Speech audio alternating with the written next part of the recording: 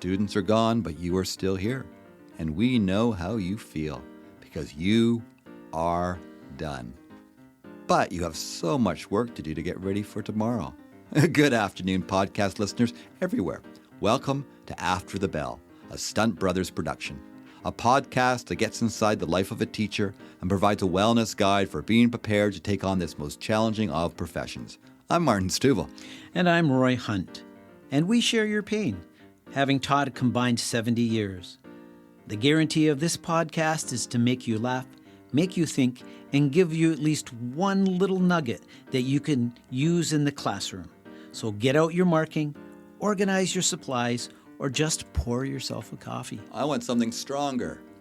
And listen, engage, and interact with After the Bell, a podcast for you, the hard-working, dedicated teacher who wants free lesson plans, free advice, and a free meal. Okay, Roy, but I'm not paying for anything more than McDonald's. Well, Mr. Hunt, here we are, and it's spring break. And I hope listeners actually are not listening. I hope they're off enjoying their spring break. If they have one, some may not have one till a later date. At the same time, yeah. Yes. But if they don't have a spring break at the same time as us. We're taking a break, right? Yes. So we have a couple bonus episodes for the next 2 weeks until Who doesn't love a bonus? Right? Right. Bonus and you don't for have nothing. It's free. Free bonus. Free Here bonus. it is. There we go. We've gone and made 2 bonus episodes. There'll be a new episode coming out March 31st. That's episode 10, which is something to celebrate for sure.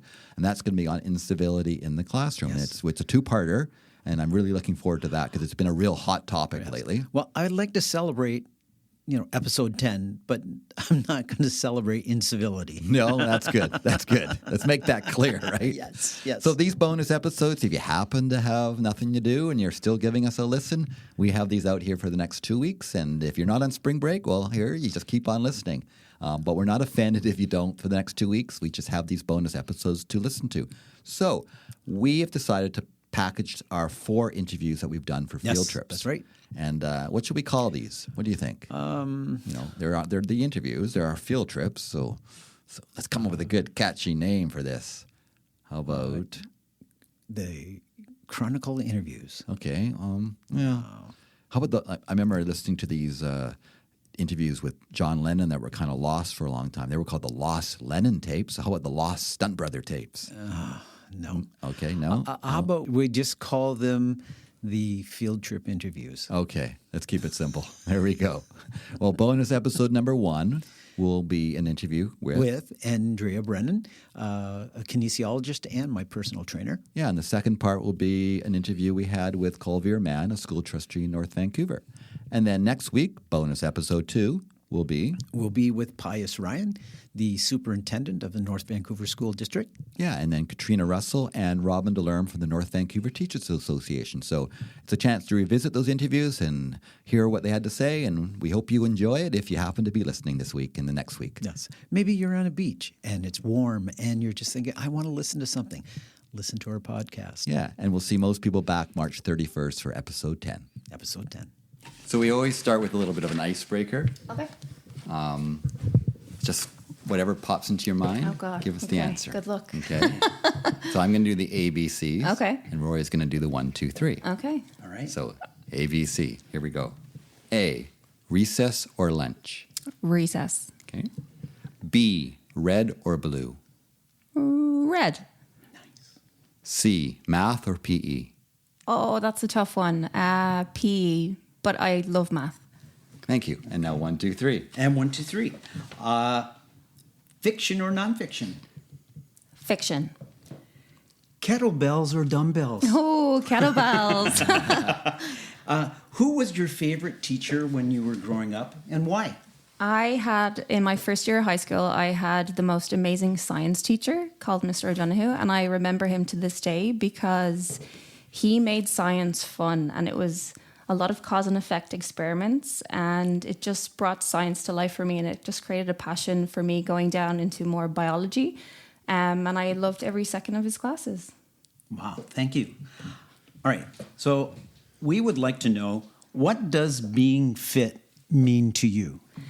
That is a great question, and I would link fitness and health as being two sides of the same coin, because I don't think you can have one without the other. People consider fitness as their ability maybe to do endurance events. So they would kind of overemphasize cardiovascular fitness. But I think there's many different components to fitness, and that would include your ability to move your joints through a healthy range of motion, your expression of strength and power, your muscle mass, your ability to move quickly, to catch yourself from a fall, your balance, your coordination, and also your anaerobic capacity as well. So your ability to move quickly over a short period of time. So I think fitness is multidimensional, and I think to be truly fit, you have to tick all of those boxes. Do you find people sometimes don't understand the difference, and that presents complications and maybe danger? Absolutely. And I think people naturally gravitate to where they're successful. So if you went into a yoga class, guaranteed 90% of those people would be super bendy. If you go into the weight room at a gym, you'd find more people who gravitate to strength because that's what they excel at. So I think it's educating people to know that fitness, again, it's got all these different components, and true fitness means that you can move well and you can move often and you can move well for as long as possible. Okay. Thank you. Yes. How does fitness change as we age? And is there a way to prepare ourselves for this change? Are you getting ready, Roy? Yes, I am. What about you?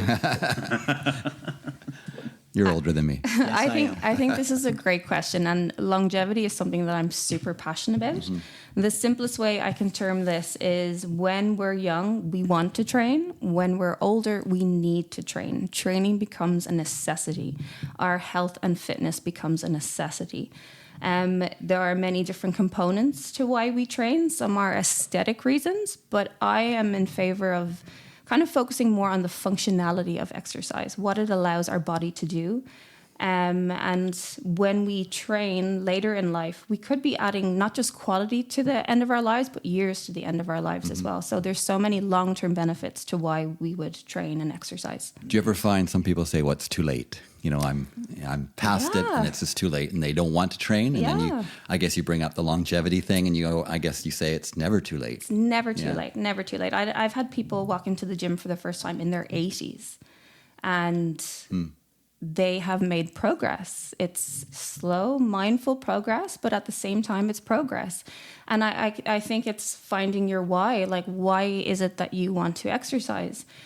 For a lot of people, it's to stay out of assisted living, right? Or to maybe be able to play with your grandkids later in life, or better quality years in your retirement when you finish working. So I think it's really, really important to start exercising no matter what your age, what your ability, what your history is, and maybe find a little help along the way. I've always been inspired by my dad, who made it to 93 and just kept moving. He had bad arthritis from his 50s on, but he said, you just don't stop, keep moving. And he got to stay at home till the end. And when a parent has that moment to stay at home, you're grateful for it, right? And then we start thinking about ourselves as we face that part of our life. There you go. Yes.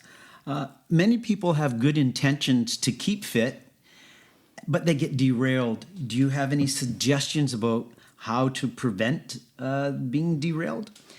I would say, firstly, be kind to yourself. Know that you're not alone. It happens to all of us, myself included. And I guess I would want to know why. What was the cause of you falling off the wagon? Did you have a plan?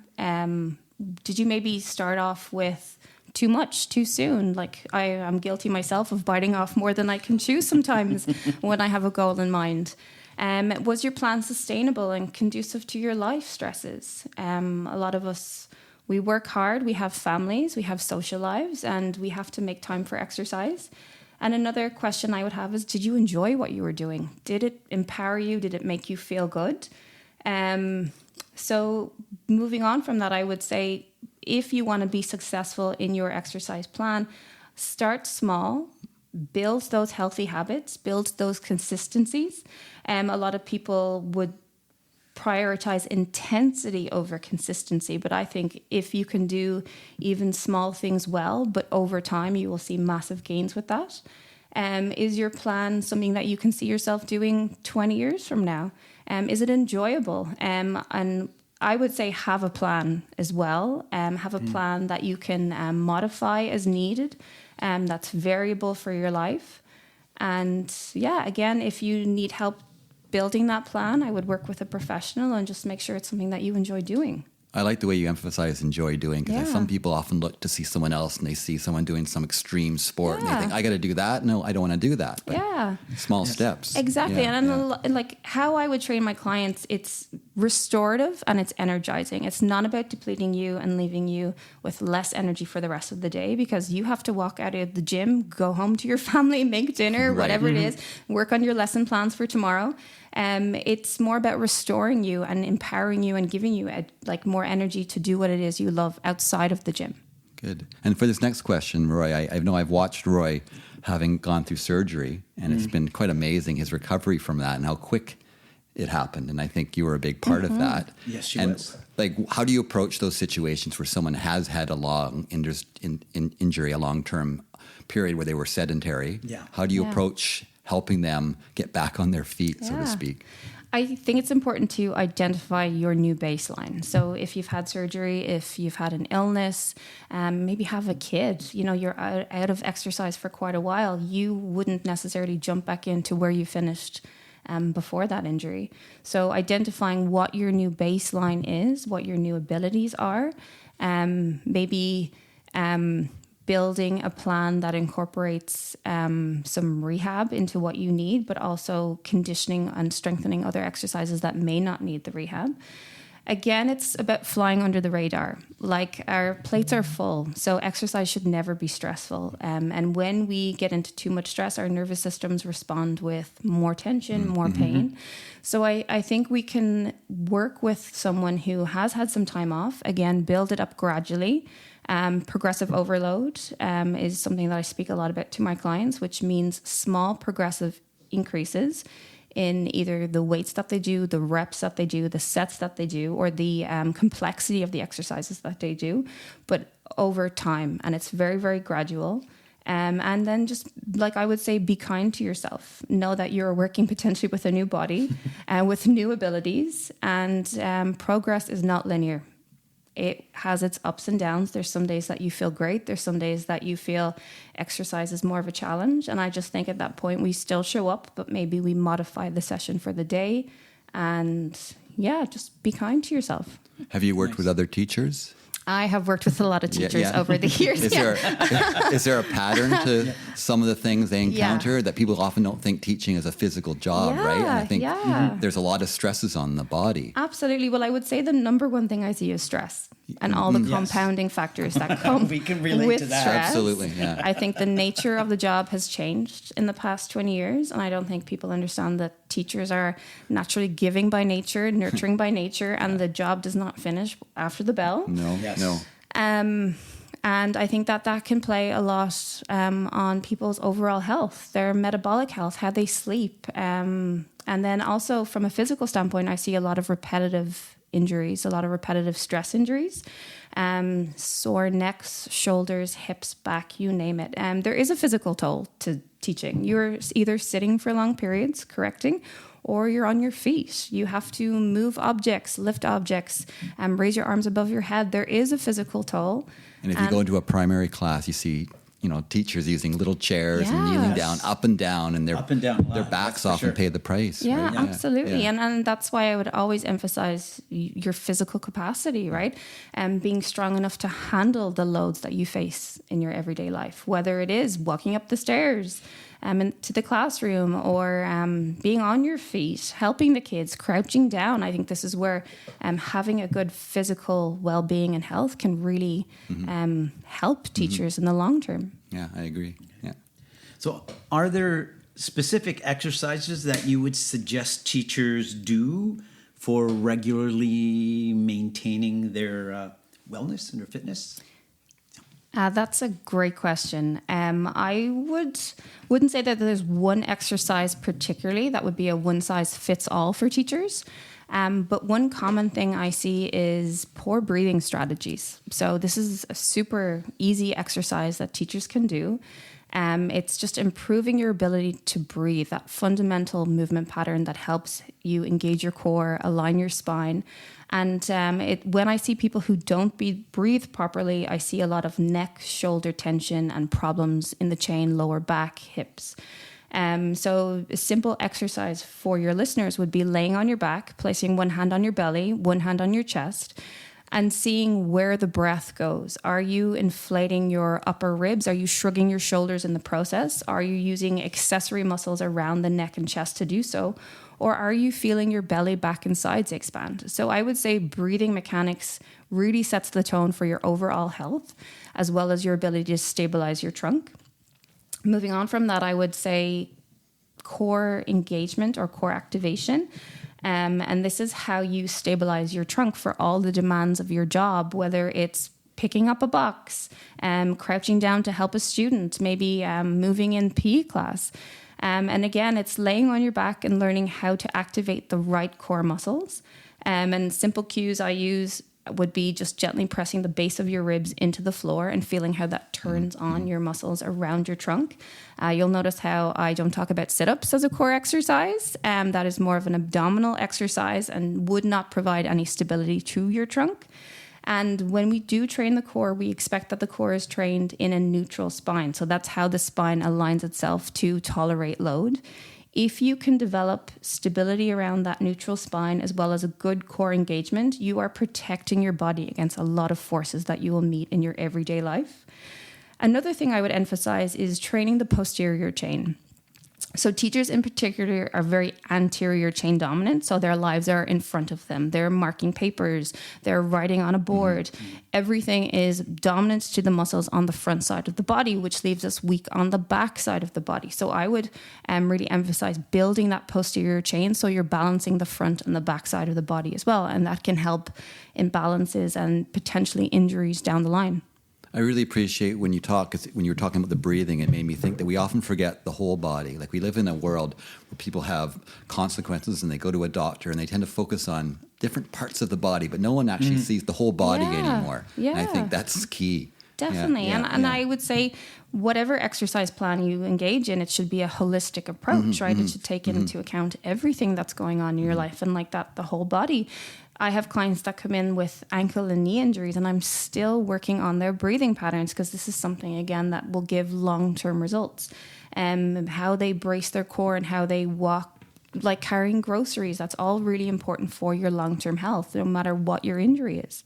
And for teachers in the class, are there certain pieces of equipment they could use that they could get to after school or just something simple without having to go to the gym? Yeah, of course. Well, Roy will tell you I love kettlebells. She's an expert. Yeah, I have spent a lot of my time learning how to use kettlebells properly. I've taken a number of certifications in order to be able to teach and be proficient with kettlebells. I would say they are the Swiss Army knife of exercise equipment, and probably the only piece of equipment where you can train cardio, strength, balance, and teach your core how to work properly, all in one thing. So they're quite universal. And if maybe loading your body isn't for you, I would just say learn how to move your body. Your body itself is a wonderful tool without having to go out and buy anything. Learn how to move your joints through the ranges comfortably. Like I said, learn how to breathe, how to brace. There are a lot of body weight exercises that you can do at home, on the floor, standing. So yeah, I would say, use your body. That is your number one tool. A lot of the kettlebell moves are designed to train that posterior chain. They're also an excellent tool for teaching how to stabilize shoulders, hips, and balance your body. There's an excellent exercise called the Turkish get-up, which is one of the best core exercises. Yeah, Roy knows that one well. The Turkish get-up. Really good for learning how to get up and down from the floor, which brings us back to longevity. That is a life skill that we need into our 90s, how to get up and down from the floor. Maybe you've had a fall, but you need to get up from the floor. I would say equipment-wise, you could go out and you can get tons of equipment, but if you don't know how to move your body well, the equipment will be useless. Yeah. Now, both Roy and I were very active with our class. We'd be out there doing things all the time. Yes. How could we encourage teachers to do that in a way that works for them, to not just have the kids do an activity, but participate in it? Yeah, I mean, I love that. I loved when my teachers were involved in the movements that we were doing and when they would play with us. And I think play is one of the most important things we can do with kids. We want to do a whole episode on play. Yeah, I think we've lost that, right? And I think it's so valuable, right? Yeah. I think, yeah, again, keep it playful, keep kids moving. I think kids, just like us, are not designed to be sitting all day long. If we can do breaks from sitting, movement breaks, like silly dancing, like can we get the juices flowing a little bit? Can we release some of that pent-up energy that children have? But importantly, I think children model movement from what they see. So if you're in the classroom and you can move well, move often, and enjoy the movements that you do, the children will be more likely to follow in your footsteps.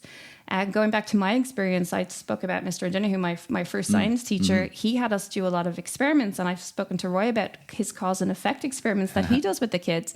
And I think that's really important for dexterity, motor control, like how you would build something, as well as like the gross motor control that you get, like movement, literacy, jumping, hopping. Like I think there's so many opportunities within the classroom, and I think the children would really enjoy it as well. They do, yeah. Great. So our last question is, where can people or educators, our listeners out there, go to improve their fitness? Where can they find information to take advantage of your expertise? Well, you can find us. Our website is kinectedstrength.ca. We also have an Instagram as well, Kinected Strength. And you can send us an email if you have any questions. We'd love to hear from you if you would like to seek any advice. We are planners and we are also educators. Education is one of our big pillars at Kinected Strength because we want to teach people how to move, and then that way they can move well for as long as possible. So we have a blog and we have tons of information. If you're not on the North Shore, we also have an online program that people can participate in. So whether that's at home or at the gym, we do tailored programs for individuals, or we do generic programs as well. Thank you. We'll put a link on our own website, which is stuntbrothers.ca. Yes. And I know I'm going to go get myself some kettlebells after this, definitely. I have kettlebells at home. I do not, so I'm a convert. All right. Well, thank you so much, Andrea. For me, it's a pleasure to see you again. And it's a pleasure for me to meet you. Well, thank you. Yeah, it was and my I'm pleasure. happy that our listeners were able to get your expertise and hear some of our questions. And I hope this is an inspiration for our listeners to get out there and do something. Yeah, get active. Thank you so much. Yeah, Thank you. Yeah. This has been a pleasure. Thank you so much. Thank you. Kulvir, welcome. This is great to have you here. Yes, we're very happy to have him here. Thank you for including me in this great podcast. Spread the word. Yeah. Spread the word. I Spread will. the word. Yeah. No, exciting. And we always start with a little bit of an icebreaker. Yes. It's called ABC 1, 2, 3. Okay. Martin's Okay. going to do the ABC. Okay. I'm going to do the 1, 2, 3. So just say what pops into your head. Okay. First thing. Recess or lunch? Lunch. Red or blue? Red. Okay. Ooh. Math or PE? Oh, I like math, but I'll go with PE. Okay. Fiction or nonfiction? Ooh, fiction. Apple or banana? Banana. Who was your favorite teacher and why As a student. as a student? My favorite teacher was my first teacher in kindergarten, Mrs. Jenkins. Fortunately, she has passed away. Yeah. But just entering the school system at the age of 5, being like so scared, and I didn't really speak English because my parents speak Punjabi. Okay. Okay. Yeah, yeah. So having to learn that on my own to go to school Scary. was very scary. Absolutely. And but she took my hand. She came to my house, Oh. gave a book to me, and I still have that book. Oh, that's amazing. She had written Yes. me a little card, and I still have that as well. Yeah. And it was just the way that she welcomed me into kindergarten. Yeah. And she always was there. Like I could always go to her, even though she couldn't understand me because I didn't speak English Right. fluently. Yeah. She always tried to figure out a way of how to understand me and support me. And so that's always sat with me. It's the power of that. That's very Right. powerful. Yeah. That- And so That adult that wasn't your parent. And Yes. It's Yes. fine. Like I had Yes. a teacher from grade 4 and 5 who I've just reconnected. yes. And it's just to be able to tell her too. Yes. that Yes. She shaped my life, actually. Yeah. You know? And I think the impact that the teacher has on you right from day one, Yeah. it's so valid. It is. The It is. impact it has Yeah. on your Yeah. life and you don't realize it. No, you But don't. to me, even now, when I'm not in kindergarten, but like so many things have happened in my life, but that was like a starting point, Right. I feel. As an anchor. Yes. Right, And right. probably one of the reasons that I'm sitting here as a trustee Right? Wow. as Yeah. well. Wow. Okay. Wow. Well, good. Thank you. And I know traditionally we've done just ABC, Oh, 1, 2, 3. You gotta throw But something I else have in, one are you? more to Oh, add. really? Okay. I have one more to, are you Yeah. okay with that? Yes. Okay. Okay. Okay. What's this? Roy or Martin? Can I pick both? yeah. Yes, you yes, you can. can. Yes, you Okay. can. No trick questions Okay. going forward. No, that's the only one. That's a tough one. Lots of tough ones. Phew. Okay. Okay. So, I Well, made it through that. thank you. So, how do you see your role as a trustee?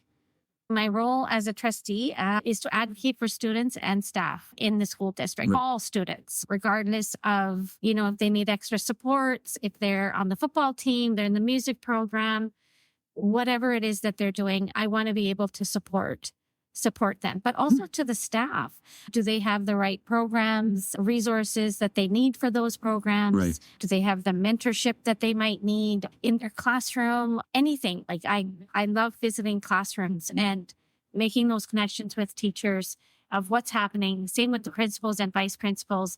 They are setting the criteria for the whole school year and having that be functioning well. And everybody is a school community. Do you And find teachers Nice. welcome you coming? Like they seem really, yeah. Yes. Okay, good. I Yeah. get invited a lot. Nice. I'm really happy about. I do check in. Every trustee has a family of schools. So in September, first week, I don't bug them the first couple days, but at the end of the week, I'll send them like a welcome back email to say, hope you had a great summer and a great first week back on your trustee rep. I'd love to come and see you and make a connection. And that's how Right. my journey starts with my schools. And I do visit a lot. I think that is my best learning opportunity to make the decisions at the board table. Yeah. Because if I'm not in the classroom, How do you know what's going How do on? How do you know what's going going on? on? Right. Exactly. Yeah. getting that information firsthand from people that are in the school. Yeah. And you have actual evidence. But I'm sharing their feedback Okay. because they're on the ground level, and especially students as well. Yeah. Because they're the ones in the seats Yeah. at the schools Yeah. with the teachers, Yeah. learning the subjects, elementary and secondary. Yeah. And for them to have that confidence and trust in me to come and talk to me Yeah. is also another thing. Advocating with the local MLAs Yes. because they Okay. have the funding. Yes. They have access to the funding and building those relationships so that I can go and approach them and say, this is happening in your school district. What can you do to help? And I think that's really important. And also with the two municipalities, Yeah. Yeah. with mayor and council, we Yeah. meet with them once a year Right. as trustees. And, that really cements that bond so that we're on the same page going forward, advocating for what the school district's needs Yeah. are. Mhm. And so having those relationships. I think is really relationships is important. vital, whether Yes. in life, in your Yes. classroom, with your students, Yes. And also being a as trustee. being a Yeah. trustee. So, if I don't have a relationship with the principals or teachers, they don't feel comfortable having me in the building. No. And if there has to be a purpose of why I'm going. It's not Yeah. like just to go there and tick a box and say, oh, I visited my school. Why did you choose to be a trustee? Okay, this is a long answer. I wanted to make a difference for students. My journey, I guess, started at Canyon Heights, where my two children went. Yeah. And I became the PAC chair there. It's too early for me to become the chair there, but I did. That's what happened.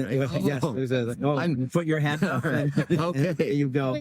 Before you know it, you're a trustee. Yes, pretty much. But it was just those bonds that I was able to make and, getting to know all this. I knew every kid's name in the school. I didn't always know the parent's name, but I knew that they belonged to this parent and they were this child's mom and dad. And then the teachers, I was able to form a bond with them and seeing in their classrooms like what the struggles were, what the challenges were, and what things were going well, and what I could do as a PAC rep to support them. Wow. But then over the years, like as my kids went from kindergarten to grade 7, there was all this information that I had gathered, but also parents would always come to me as well and say, Kulvir, can you help me with this? Can you help me with that? Okay. Because over the time you build all these relationships with parents as well. And if they trust you, they can come to you with their challenges, but also things that they want to donate to the school. Yeah. Being able to organize all these things. What a great training ground. It was. And I was just, it was my second home. I felt that the staff and the students were an extension of my family. Mm-hmm. And so when I joined the North Van PAC, because I thought, and everybody said, okay, do that one, because then you'll have access to 32 schools. And and so I did. But then the main reason was I got to sit on committees at the school district level, meet the senior exec, people that were making decisions for my children. Yeah. But also all the other students. You build relationships with them now, right? So, learning more about the school district. I didn't really think of being a trustee at that time. No. It was just like the next extension and supporting kids. And then when I sat on the committees and everything, I became interested and saw that the struggles for funding and new schools we needed and the different programs and all the hoops that you have to jump through to get all those things. And a lot of people came to me and said, the trustee role would be really great for you. And you can set your own hours. Yes. They made it sound really good. Roped me into putting my name in. But I think that was one of the best decisions I've ever made. And the school district has done amazing things in the 6 years that I've been lucky enough to be on the board. So I'm really proud of those accomplishments, especially the pandemic that we had. I mean, what a challenge. That was nobody huge. had a guidebook on how to do that. Making up as we go, right? Yeah. Really. But our school district led the way up. People were following things that our staff had put in place. Right. And then, we built 3 schools during that time during COVID. Wadsworth and Argyle were finishing. One was finishing up. One was just starting. And then we had Mountainside. No delays. We actually finished Hansworth 9 months, earlier. I mean, that's unheard of, right? Argyle opened, but no parent could go in and see it. Can you imagine? I know. And the kids were in cohort. So it was when you think back just 3 years ago, where we were at and now where we are at. Yeah. When I hear you explain these things, sometimes I think people become a trustee. It's a stepping stone for something else, Yes. And another political. But I mean, you should go on. You should definitely. So I don't want to discourage that, right? Yes. Yeah. But I think it is your thing that you love to do and help and support. Where some I've seen over the years, not all, but some that they're just using it to get known, get out there, and the next step, get to a higher level. You're an elected official. Yeah. And then going to council or being an MLA or MP. Those are. It's a route to get to the next thing. It is. Yep. But I don't know. I think that you have to be passionate about education and care for all the kids in the school system. Right. Yeah. I mean, yes, I do have, only my daughter has graduated out, but my son is still there. But so every decision that I make affects my children. Just the same as everyone else's. Right. So having children in the system gives you a different perspective as a trustee. Right. And there are trustees that don't have children in the system across the province. Yes. So it doesn't hit them the same way because it's not their lived experience. No. So during COVID, every decision, my kids both having the same thing happened to them. Yeah. So it wasn't like somebody could come to me and say, Fear, how could you make that decision? I could say, well, I'm living that too.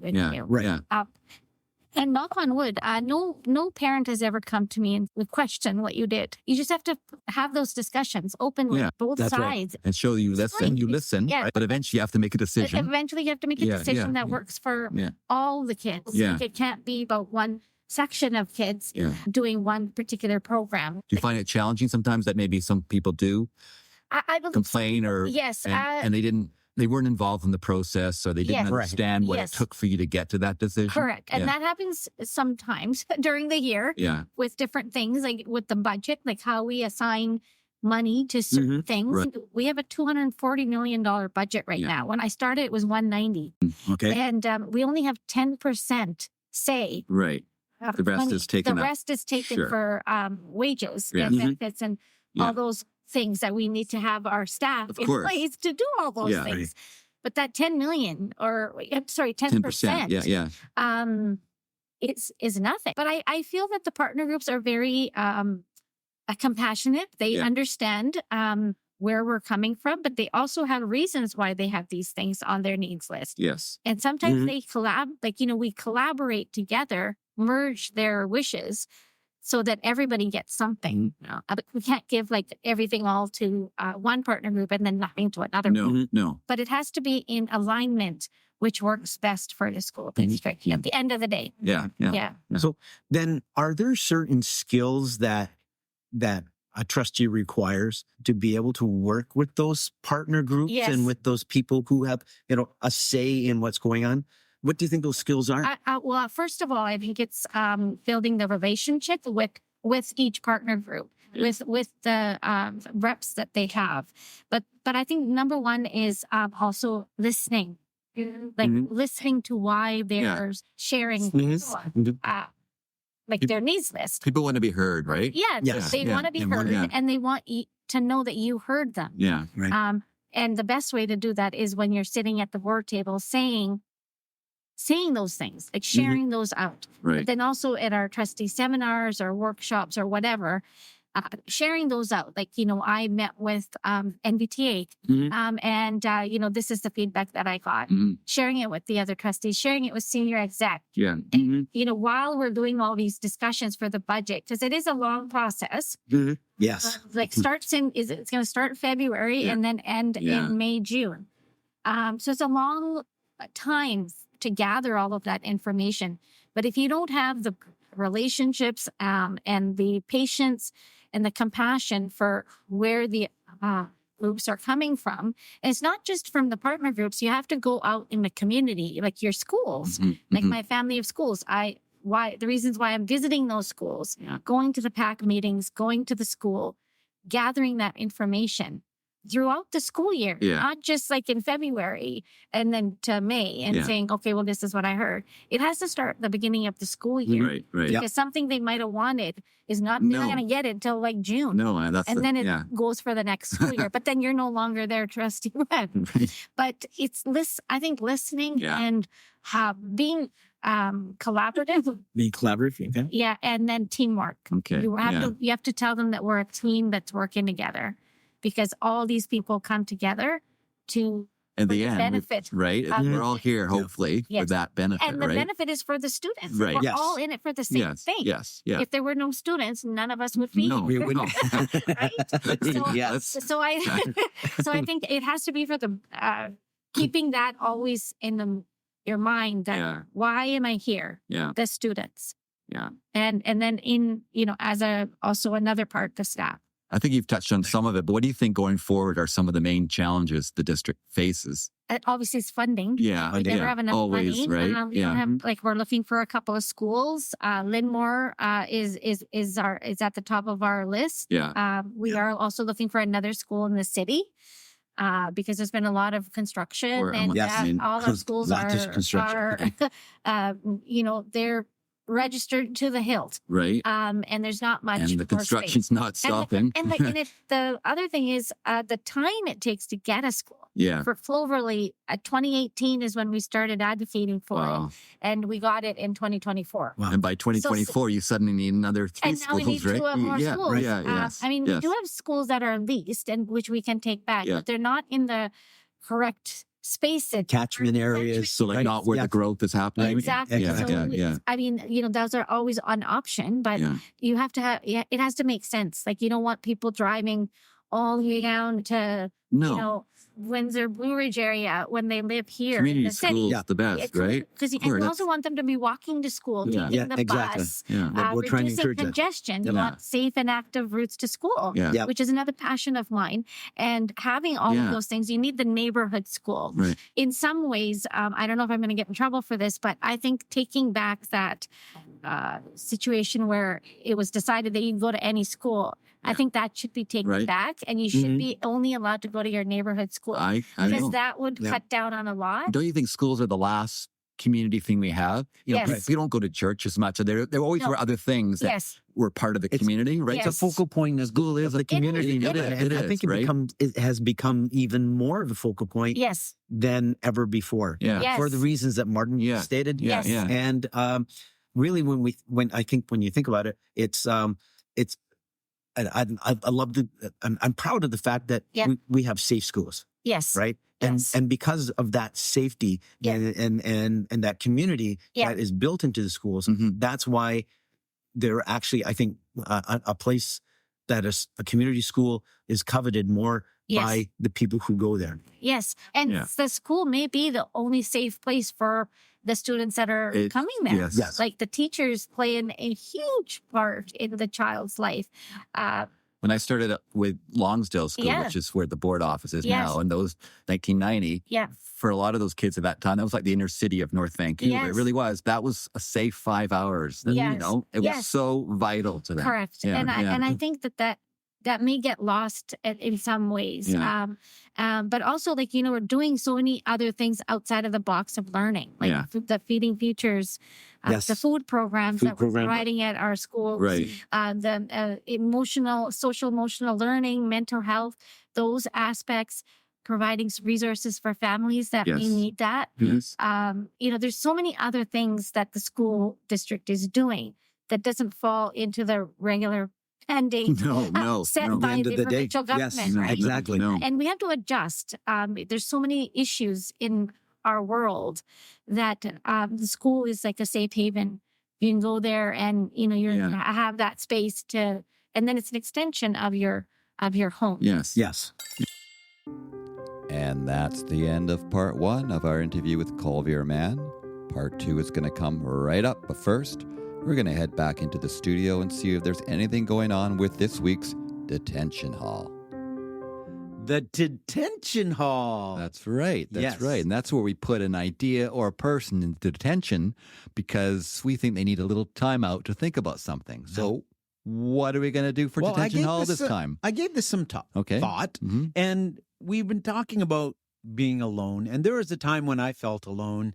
And that was when I was down in my basement for 6 weeks because of COVID. So I would like to put COVID-19 or whatever variation was it there at the time in the detention hall. COVID-19, what a lonely time that was, right? It was. Trying to teach online during those times with technology around us, but that's a time where I did definitely feel alone. Yeah. That's right. And we were there, I mean, in North Vancouver, it was about 6 weeks of time in our basement communicating with our students on technology. But other parts of North America, it was more like a year. Yeah, we were lucky. Parts of Canada, parts of the U.S. were up to a year, if not longer. And so our 6 weeks, as lonely as it was, I'm grateful that it was only 6 weeks.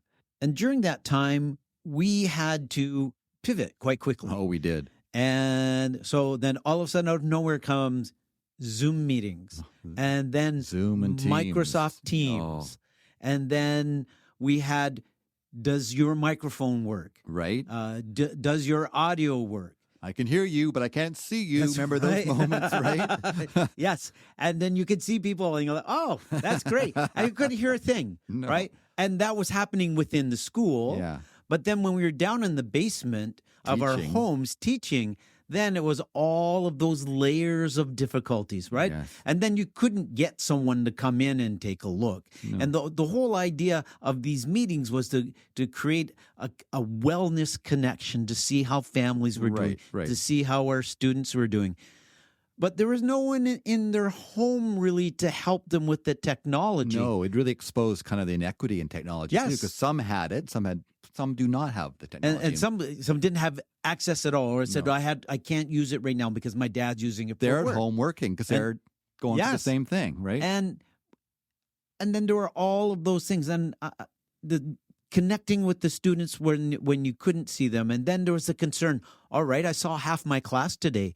Now I have to somehow connect with those other students who I did not see or could not hear because it was a wellness check, right? Which was so important. So important. And then you'd call them and they'd say hello. And all of those things that just created layers, I believe, of anxiety for the students, frustrations and isolation for the teachers. And it was a lonely time in the end. I think it was lonely for the students. Yes. And it was lonely for teachers. And our theme of today has been, you're not alone, but that's why this would be a moment where I think we put COVID-19 into the detention hall. Never to be seen again, I hope. Yes. And now, back to part 2 of our interview with Kulvir Mann, a school trustee in North Vancouver, Canada. If money wasn't an issue, is there one thing that you wish the school district would be able to put more money into? I think the main thing would be for students that need extra supports. Okay. Because EAs and counselors and, Indigenous students, Yes. we want the grad rate to be increased and them to be also feel a sense of belonging in our schools. I think those would be my top 3. Funding if money was not an issue, and also schools. Yes, of course. It was there. School is made. Yeah, right. And it can be done in 1 year. We built a high school, and It can. Yeah. yeah. So I think if the will is there, there needs to have, we need to have those kind of things. It's sometimes out of the box thinking. I think like little ceremonies that we have at our school, celebrating different cultures. Yeah. If money could be provided to celebrate those, because each of our 32 schools has a different school community. They do. Yes, they do. The makeup is different. And you feel it when you go in there, right? You do. The first step that you take in at every school, like you are immersed into that school community. Right, yeah. And, some school communities need a little bit, they're not able to fundraise or for whatever reason. Yeah. Being able to give them the extra money so that they can do. Because it shouldn't be based on how much you can fund. And not where you are. It's public education. It is. And I want every child to have the same opportunity and resource so that they are, are able to function in their life. Because it's the ultimate equalizer. They call it. Yes. It should be the same across the board. Right? Social program. Because you want a society where everyone has a chance. It's public education, same right? Chance. Right. Yeah. Same chances, the ability to flourish, right? Yes. And to move forward. Yes. And that's the thing. I mean, and you save money down the road when you do that, right? Yes, every study has shown that, that, yes. Yes. An educated population is a stronger population. Yes. And if people have that from kindergarten to grade 12, their well-being, their sense of belonging, sense of space in the community, that will also result in less money being spent for their, they're not seeking out resources to go to a counselor, right? Seek help. They're healthy, they're walking to school, they're active. All these things, they're not hungry. All these things have an impact because if you don't have all those things, you will not be successful because there's something lacking when you're out of grade 12. Yes. And then not everybody has to go to post-secondary. Absolutely not. It's, we have students that are doing trades and careers and they're doing all these programs while they're in our schools. Yeah. So by the time they finish grade 12, they've already got a job. And that's a positive too. I think they're starting to recognize that. Yeah. At one time, I think the school system was just about getting you into post-secondary without recognizing all these wonderful other careers you can have. It's not for everyone. Yeah. And kids shouldn't be made to feel that it's not second best, right? You're not successful because you didn't go to UBC or you didn't go to, Toronto or wherever. Right. You're successful because you graduated. Yeah. You graduated. And now you have your whole life is ahead of you. All those opportunities. But you have that confidence and self-esteem in you that I can do whatever I want. And that's one of the things Martin and I have often talked about. Yeah. It takes a community. Yes. Right. And there's all those layers that we've talked about access to food, about feeling safe. It just creates layers and layers like in a veneer. Yes. And then it just it's a strong foundation to come from. And if you have that strong foundation, then you're willing to make those steps forward because you're well anchored. And I think that's what we're really working for. And not just in the school, but also in the community. Like you have all these opportunities in the community to volunteer, to join a board or join a committee or, get involved in your community, what is happening, and taking those resources for your family, for your friends, or people you don't even know. But having that knowledge and sharing it, it makes a difference. And it's because of that. Like sometimes, like I think teenagers get such a bad rap. Like when I see anybody come and do a presentation for the school district and hear, like, teenagers today are amazing, right? And I think they're way ahead of us. I think we need to celebrate that. And I have so much to deal with right now with social media and all those things that we have to support them with. But it's a level that I don't think it was there when we were in school, right? Nothing. I don't have anything to compare to it. No, we don't. They dazzle me and I've never had that either. But I think that's another thing as a trustee, to have that opportunity to have access to students through the district student leadership committee. I think that is my favorite committee that I attend. No offense to the other committees. But it's like, calendar committee, is that your favorite? Well, that one has two meetings and then we're done. But it's that connection to students firsthand. Yes. Yeah. And they have that, that trust in you to tell you how they really feel without judgment. Right. And being able to, share their feedback and experiences in the classroom with you, unfiltered. Yeah. And I feel that kids are great at that. Like they tell you as it is, and there's no holding back. And we as trustees and senior exec and the teachers and everybody else need to listen to that. Give credence, credit to them that this is this is what they feel. And, their voice matters. Yes. And being part of that committee as a trustee rep over the years that I've been a trustee is so profound. And the relationships that I've built with the kids, I think they're very special. Like I view them as my own children when they're, so honest with me and sharing those, and when they accomplish something or they get a scholarship. You just feel so proud, right? They send me notes and say, I got into this school. Oh, wow. Or can you can you do a letter for me? Yeah. And that is special. Yeah. That they feel that they can come to you and they're celebrating their accomplishment with me. Yeah. It's very, like, I can't explain in words what that means. Yes. As a parent, to get that, like, right. I feel that. And even kids that are, I've graduated, they still send me notes. We're Instagram. You've made those connections and that relationship. It's there for life. Right? It is. I see them in the summer and, they help volunteer at different things I'm doing. So I still have that bond with them. Yeah. And I think that says a lot of, the impact that I feel that I've had on their life and in the school district. And so I think those are my biggest accomplishments. It's not the things that I might have gotten or something that I got to go attend. It's that. Yeah. That is what. 'Cause it's so intrinsic and deep, right? And it gets to your heart. Yes. Right? Yes. And I know as retired teachers, I mean, as a teacher, those are the things that you just shared with us. Yeah. Those are the things that we get back from our students. Yes. When the student comes back and says, "Oh, that was the best year of my life," or "I really enjoyed that year," or they say, "Guess what? I graduated university." Yes. And those are the things that money can't buy. No. Right? And they're priceless. And they fill your bucket or they warm your heart. Yes. And wow, you have such an amazing connection. Yeah. Yes. And that's and it matters because they value you, like you matter to them. Yeah. Like for them to come and say that to you as a teacher, or for me as a trustee, or even as a mom, that they might have grown up with my child. Yeah. And I've seen them grow from kindergarten to grade 12. Like those graduation ceremonies are so, emotional for me. It's not just my, and I don't even have a child walking across the stage.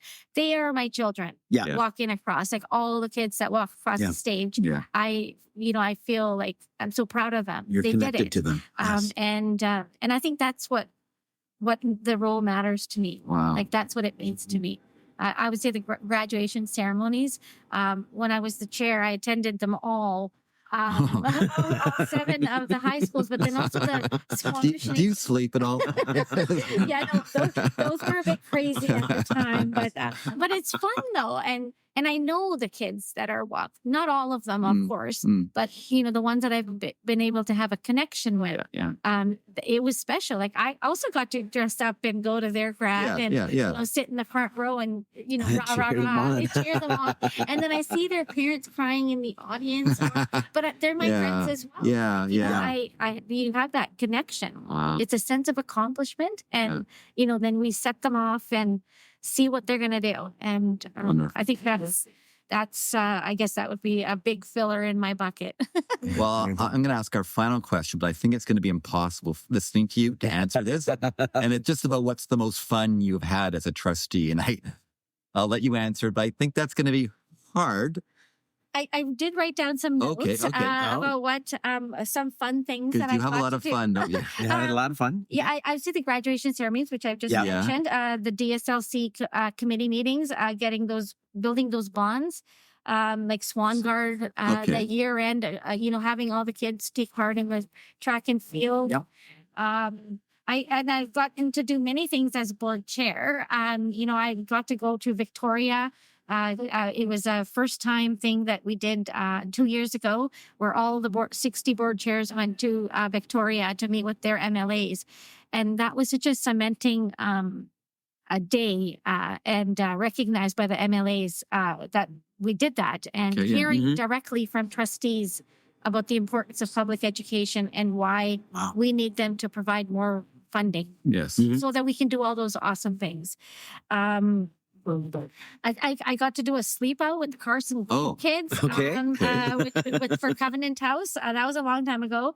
They also host community dinners. So the students put on these community dinners at Carson Graham, and the community comes in, and just being able to support them and meet the people that are coming in, and how grateful they are and how appreciative they are. Yeah. So I get to see as a trustee the impact that the kids are having, not just in their school, but also for people in the community who may not have something, and they're doing their best to provide that. Building that community again, right? Building the connection, making connections. Yeah. And then I think, I got to the Squamish Nation, Tsleil-Waututh, and Musqueam. They had, when it was their anniversary last year, I believe, they invited Prime Minister Trudeau to a very small gathering. Oh, wow. And I was an invited guest to that.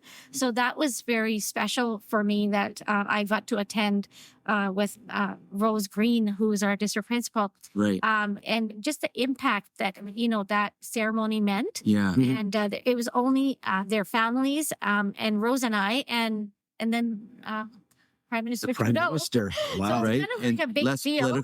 Yes. Right. It wasn't this political thing where you're trying to impress someone, right? But it wasn't about him. He was just there. Yes. But he didn't, it wasn't like all the accolades that come with it. It was just a small, very special ceremony. Okay. And I was just happy to be a part of that. Wow.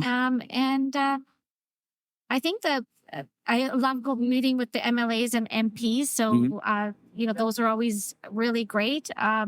I appreciate the support that they've given me as a trustee. And then lastly, I think it's just the school district staff, just having that opportunity that I've had for the privilege of being a trustee.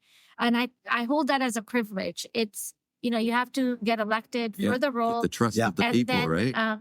How you do the role. Every trustee does it a different way, which fits into their way.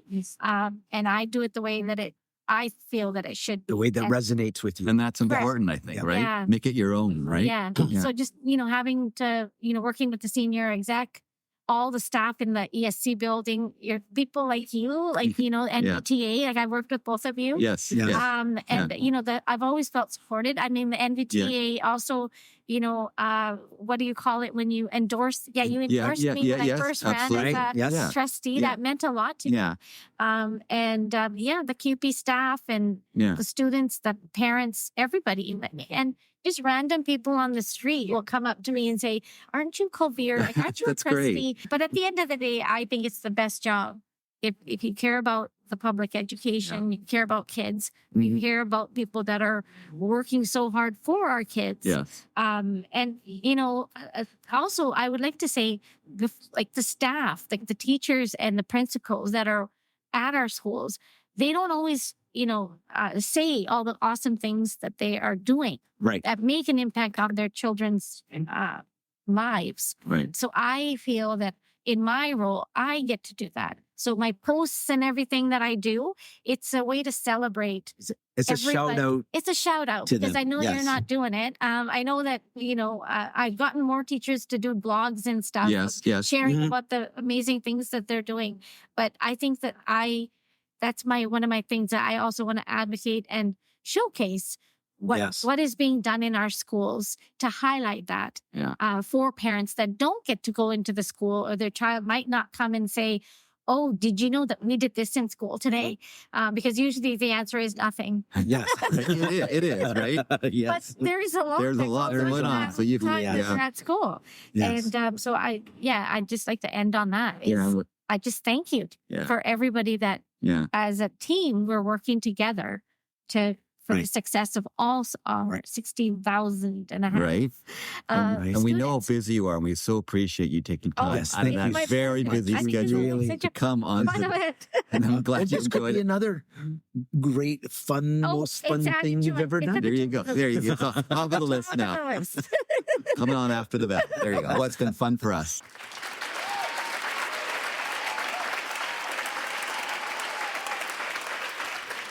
This podcast is organic, taking shape with each episode. Building resiliency for teachers everywhere. That sounds great. And our website is stuntbrothers.ca. That's stuntbrothers.ca. We will chat again after the bell.